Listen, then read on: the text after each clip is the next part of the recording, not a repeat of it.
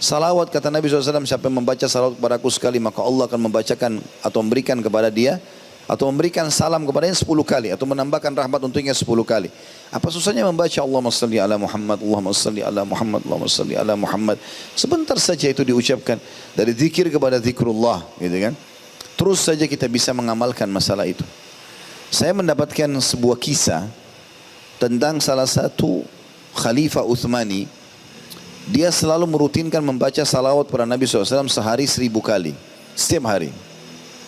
Maka ada seseorang yang terlilit utang di wilayah Utsmaniyah pada zaman itu. Dan dia selalu berdoa kepada Allah Subhanahu Wa Taala agar bisa diberikan solusi. Dan juga orang ini mengamalkan salawat. Dia membaca salawat. Kita kan kalau baca salawat ini minimal sehari 10 kali pagi, 10 kali sore. Itu minimal kalau dalam zikir pagi petang. Belum kita membaca salawat juga pada saat tahiyat di solat, gitu kan. Karena kata Nabi SAW menganjurkan siapa yang membaca 10 kali salawat kepadaku di pagi dan sore hari, maka dia akan mendapatkan syafaatku. Ada beberapa lafaz berhubungan dengan masalah hadis itu. Maka orang ini mengamalkan, dia pun mimpi. Orang ini mimpi melihat dalam mimpinya Nabi SAW datang. Lalu mengatakan, pergilah kepada Khalifah Fulan itu, sampaikan salamku, dan suruh dia membayarkan utangmu. Maka dia terkaget bangun. Gitu kan. Bagaimana caranya dia menyampaikan kepada Khalifah ini? Ketemu Khalifah aja susah.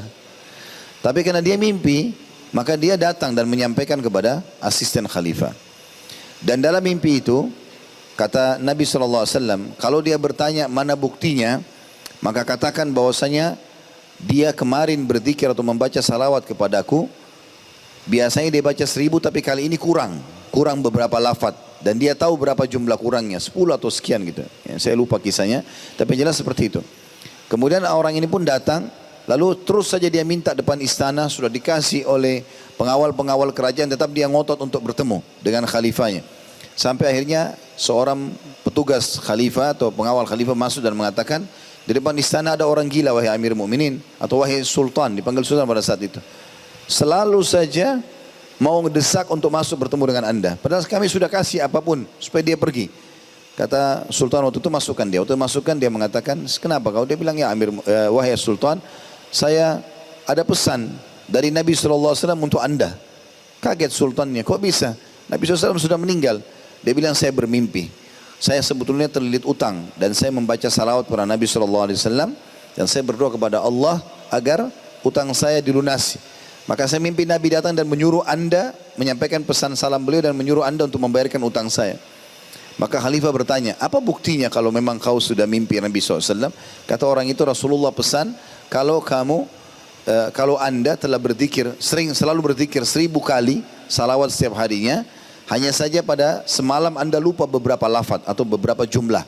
Lalu anda tertidur.